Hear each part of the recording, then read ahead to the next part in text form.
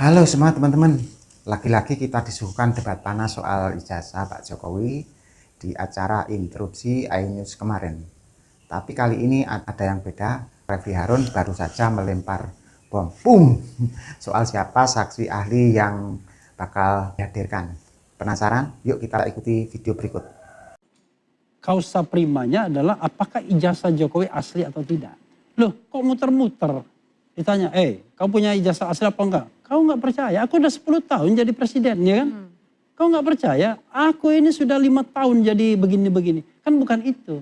Kita ingin ada sebuah pembuktian yang memadai soal keaslian ijazah itu. Nah, GPK, gelar perkara khusus, sudah menunjukkan ijazah itu yang sokol asli. Anda kembali di interupsi pemirsa. Roy Suryo CS tampaknya sudah siap untuk menjalankan sidang. Seperti apa Bang Refli? Yang tidak siap itu penyidik. Kenapa? Itu masalahnya. Karena yang dilimpahkan itu saya katakan sumir, prematur. Tidak lengkap. Bagaimana kemudian mau membuat sebuah dakwaan yang komprehensif kalau dipenuhi dengan ketidakjelasan. Kalau dari tim Anda sendiri sudah mempersiapkan saksi dan ahli belum? Sudah. Sudah. Berapa kira-kira akan dibawa? Yang untuk diperiksa, jadi lucu. Sudah dilimpahkan, kan mestinya kan kewenangan kejaksaan meneliti. Kalau dia minta kurang dia bilang sama polisi kan begitu, sama penyidik. Ini enggak, penyidik kemudian berinisiatif untuk memanggil saksi dan ahli kami. Jadi nanti pada tanggal 20 Januari itu akan ada 7 ahli dan 3 saksi fakta. Oke, boleh bocorin dikit Bang, satu? Salah satunya Rocky Gerung. Oke. Dan Rocky Gerung itu luar biasa karena diperiksa pada tanggal ulang tahun dia nanti. Oke. Ulang tahun dia ke-67 tahun, bayangkan. Ini dia paling pedas.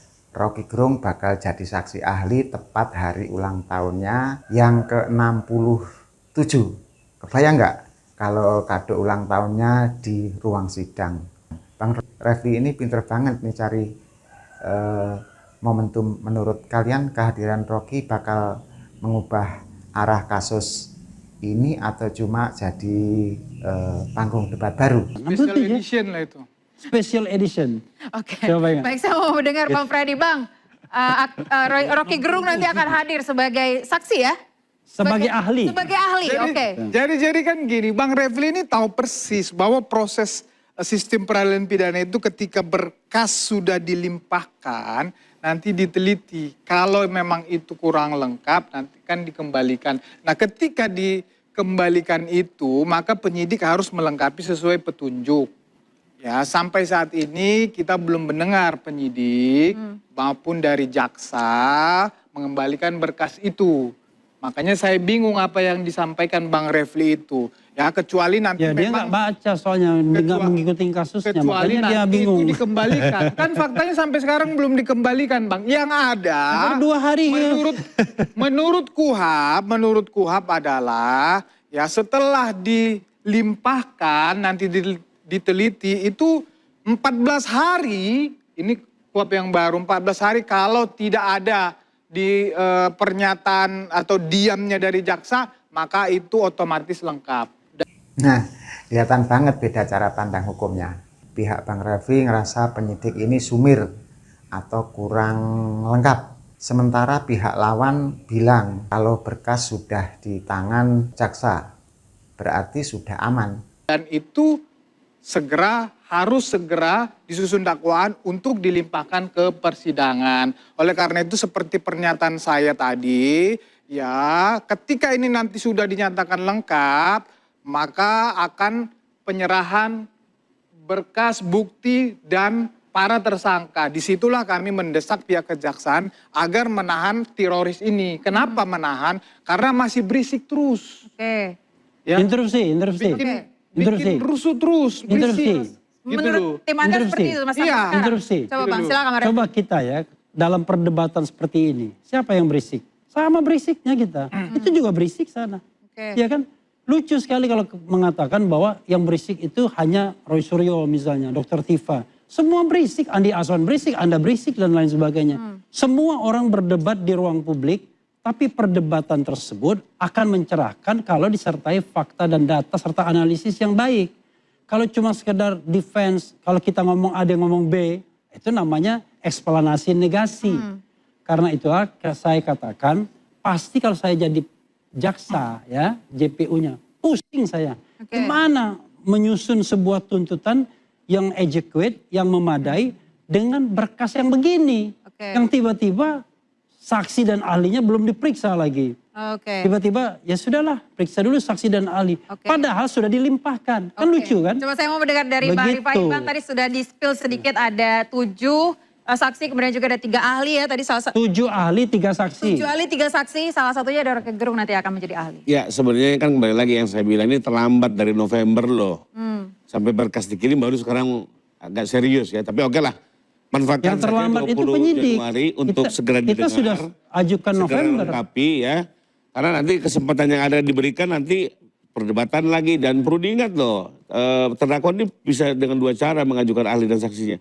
Bisa saat penyidikan, Bisa proses bisa di persidangan. persidangan. Nah nanti dikhawatirkan karena di penyidikan ini nggak serius, tahu-tahu dianggap penyidik dilempar diajukan di persidangan. Tapi kembali lagi kalau betul serius diajukan, kami dukung ya.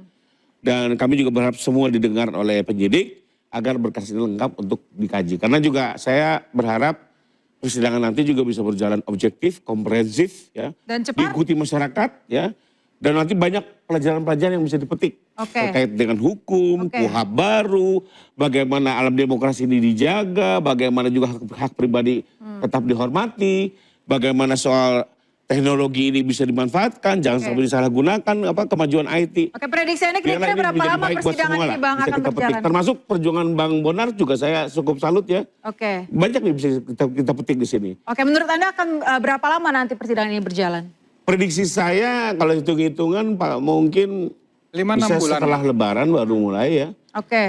Karena akan kepotong-potong puasa, lalu sidang biasanya 4-5 bulan. Apalagi saksi dari penyidik Banyak. 100 lebih. Tadi juga dari pihak terdakwa ada sekitar 15-20 orang ya. Biarkan semua mengeluarkan bukti-buktinya, kajian-kajiannya, agar hakim bisa mengambil keputusan yang terbaik setelah mendengar argumentasi, pertimbangan, dan pembuktian dari kedua belah pihak. Bahkan Pak Jokowi itu sudah mengatakan bahwa dia akan hadir di persidangan. 100%. Interupsi. Silakan Mas Refli. Anda dari pihak Anda selalu bilang katanya takut ada intervensi politik. Memangnya yakin akan ada itu? Bukan takut, itu adalah fakta. Ya kan? Anda yakin Indonesia ini negara yang independen penyidiknya atau penegakan hukumnya? Kalau enggak, kita enggak berdebat dari di sini. I don't know, you tell me. Iya kan? Nah, karena itulah kemudian kita katakan bahwa kasus ini dari awal memang aromanya politik. Padahal kausa primanya adalah apakah ijazah Jokowi asli atau tidak. Loh, kok muter-muter? Ditanya, kau punya ijazah asli apa enggak? Kau nggak percaya, aku udah 10 tahun jadi presiden. Poin penting Bang Refli ini di sini masuk akal sih secara logika publik. Beliau meminta pembuktian independen lewat laboratorium forensik. Bukan cuma jawaban saya sudah jadi presiden 10 tahun. Tapi di sisi lain pihak lawan bilang UGM dan KPU sudah konfirmasi. Jadi apakah kalian tim percaya instansi atau tim uji forensik independen? Iya kan? Kau nggak percaya? Aku ini sudah 5 tahun jadi begini-begini. Kan bukan itu. Kita ingin ada sebuah pembuktian yang memadai soal keaslian ijazah itu. Nah, GPK, gelar perkara khusus, sudah menunjukkan ijazah itu yang sokol asli. Ya kan? Artinya kepada titik itulah kita harus melihat. Nah, berani nggak itu dibuka secara independen, diteliti secara independen. Karena yang namanya scientific approach adalah objektif sifatnya. Kalau saya mengatakan ini argumen saya, ini fakta saya. Maka fakta dan argumen itu harus bisa diuji bersama. Nggak bisa hanya dikatakan oleh penyidik saja. Karena itulah kita meminta ada yang namanya laboratorium forensik yang independen. Jadi tidak hanya dilakukan oleh penyidik. Karena secara teoritis penyidik dan tersangka ini kan 2 pihak yang berlawanan.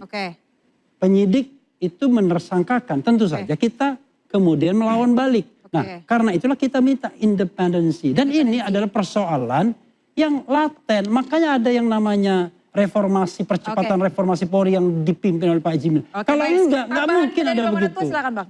Ya, dari aku Sedikit sih, saja Bang intinya. jadi aku berharap nanti pada saat apapun nanti perkembangan kasus ini, data-data publik yang kukumpulkan ini bisa membantu menerangkan kasus ini. Ini pokok intinya drama ini belum selesai dan puncaknya mungkin setelah Lebaran nanti. Kalau Rocky Gerung beneran hadir, sidang ini bakal jadi tontonan nasional yang ratingnya jauh lebih tinggi. Menurut teman-teman, apakah isu ijazah ini bakal tuntas di pengadilan atau bakal terus jadi misteri politik? Silahkan komentar di bawah. Jangan lupa like, share, juga subscribe yang belum. Suka atau tidak data ini diperlukan. Kenapa? Ini kan bagian dari puzzle dari sejak beliau dari lulus kuliah sampai pensiun dari presiden. Ini perlu karena apa? Ini menyimpan jejak-jejak waktu 5 tahun sekali, bahkan ada yang hanya 2 tahun di DKI. Oke. Semoga ya. Oke, Jadi baik. saya harap publik dukung terus. Oke. Jangan lupa like, share, juga subscribe yang belum.